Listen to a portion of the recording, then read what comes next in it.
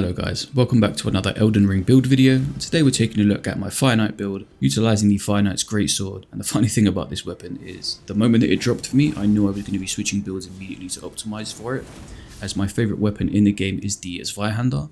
And before the DLC released, I was actually playing a Faith build with a Flame Art Zweihander, and whilst Zweihander isn't the best weapon for that, it's the way I like to play it. So seeing this weapon, which has an almost identical moveset as the Zweihander, both having the legendary crouch poke and heavy thrust, but where they differ in ways that actually favour the Fire Knight's Greatsword, such as your 3-hit light combo, comes out significantly faster, and due to the opening stagger, the second attack in the combo coming out so fast, it makes those first 2 hits of the combo a true combo, making this a very scary weapon in PvP. Also, it's almost as light as the Zweihander, making it one of the lightest colossal swords, and having a similar range, one of the Zweihander's biggest selling points due to the length of the weapon, and now has a higher faith scaling and in turn superior flame imbuement that synergizes with 2 of the strongest new Ashes of War in the DLC, so this build was a no-brainer for me. So the weapon is the Fire Knight's Greatsword, which is dropped by, surprise surprise, the Fire Knights in the Shadow Keep. We use both Ashes of War depending on the circumstances, those being Flame Skewer and Flame Spear.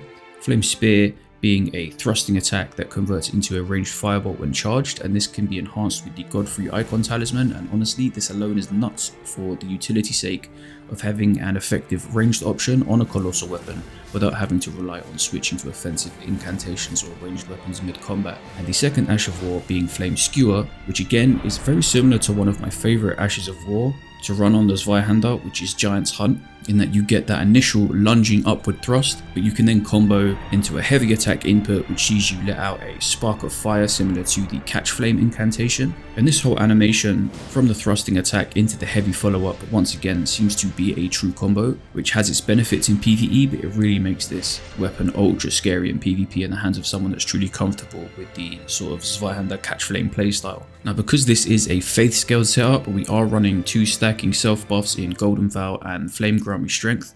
Golden Vow being a standard defense and attack power buff, and Flame Grant Me Strength massively boosting the attack power based on our fire affinity. And this is applicable to the damage on our Ash of War. Not everything is, such as certain talismans that increase the power of 2-handed weapons, which only boost direct weapon attacks. So Flame Grant Me Strength is super important because it's buffing every aspect of your kit. We can take that a step further with our wondrous Physick mix, running with Flame Shrouding Crack tier, because this combined with Flame Grant Me Strength and the bonus fire scaling on the weapon, we're going to turbocharge our fire damage, which by the way, we can take a step further with a Fire Scorpion Charm. But before we get into the talismans, a quick point on the new DLC tiers. None of them take priority over the base game tiers that I'm using. You can see I'm also running a Stone Barb Crack tier on bosses for easier stagger, and this is entirely optional, though I do recommend at least trying out the Deflecting Hard tier, which is one of the new tiers. It basically turns your guard into a Sekiro parry and buffs your guard counters. It's super fun on pretty much any build that utilizes a weapon. I definitely recommend trying it. For the talismans then, I run the same first 3 talismans on both Ashes of War, Shard of Alexander to increase the attack power of both Ashes of War, and the Fire Scorpion Charm and Ritual Sword Talisman, which gives a huge boost that, as you can imagine, synergizes super well with the Flame Spear due to being played from a safer range,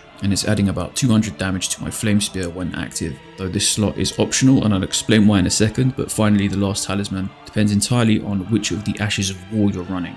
So for Flame Spear, I want the Godfrey Icon, as this skill can be charged. But for Flame Skewer, I actually want to swap into the new 2-handed sword talisman. Now, as mentioned earlier, this is one of the talismans that isn't going to boost the Ash of War itself, but with that Ash of War, I like to follow up with light attacks, or a charged R2, or a jumping heavy.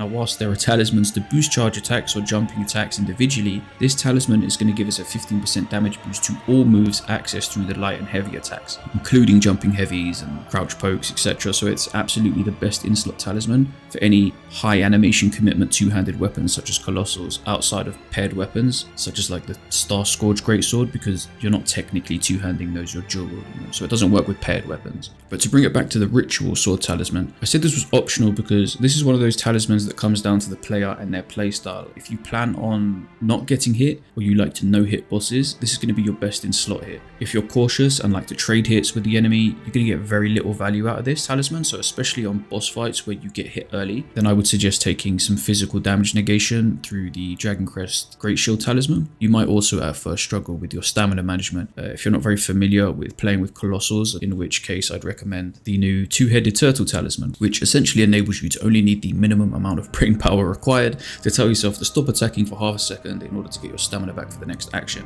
Without this talisman, the stamina management becomes a little more strategic, and you'll need to sort of be mindful of follow-up actions, stamina cost before you commit to them. By the way, for your seal, which is obviously needed for your incantations, stat-wise, Godslayer seal and Erdtree seal are typically the best with our stat distribution, but keep in mind that we're mostly self-buffing rather than casting offensive incantations, so it doesn't really matter. But because I occasionally like to use black flame incantations, I stick with the Godslayer seal. For the armor pieces, the only piece you really need is the winged serpent helm, which drops from the Fire Knight before the Mesmer fight, if I'm not mistaken. But this helm enhances our Fire Knight skills by 10%, so that's both Flame Spear and Flame Skewer. And also, by the way, this also applies to Mesmer's Spear's weapon Ash if you ever plan on using that weapon. But for the rest of the armor, it just comes down to fashion under the constraints of hitting the minimum requirement poise breakpoint of 51. And I managed to do that with the most important part of the fashion, of course, being the Fire Knight armor in the chest slot, but we need something heavy to bring up the poise for the arms and the legs whilst matching aesthetically. So I settled for the Tree Sentinel gauntlets,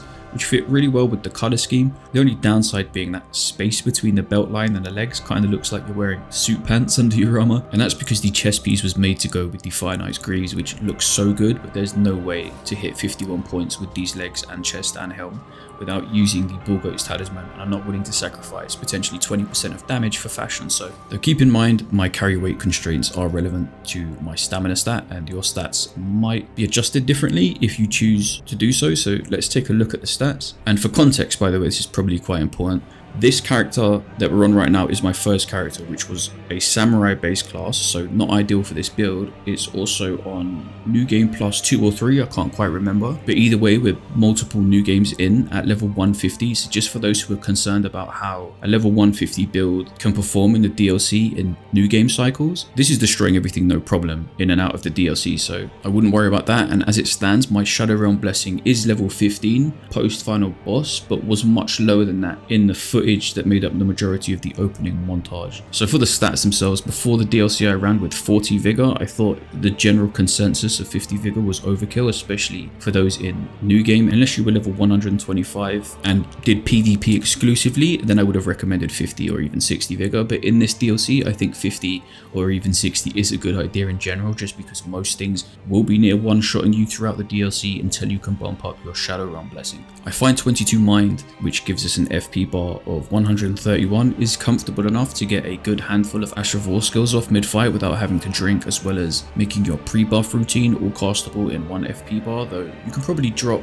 mine down to 19 or 20 and still be comfortable if you really wanted to hit a breakpoint somewhere else. We have endurance of 37. I've tweaked this stat probably the most out of all of the other stats, and for me this is the perfect balance of being able to wear the equipment we want right now at the brink before heavy rolling, as I also like to carry other weapons on me such as the Misery Core Dagger to switch to either for criticals or to put Frost or Poison Ashes on them. And also, just as important, the stamina management I mentioned earlier. 138 stamina is very comfortable if you're good at managing it, and if you're not, just make sure you're running with the two-headed turtle talisman. We have strength at 15, which is just the minimum strength required to two-hand the weapon, and then 18 dex, which again is just the minimum required for the weapon, and then 70 faith, which is actually ideal. If I had 10 more points to spend, I would still put them elsewhere rather than going to 80, because that 10 faith can be made up in various other ways, such as a crack tier in your Physick mix that increases faith. But yeah, that's pretty much the build, guys. If there's anything else you think can be improved or are straight up missing from this build, like maybe there's some cracked tiers from the DLC that you think would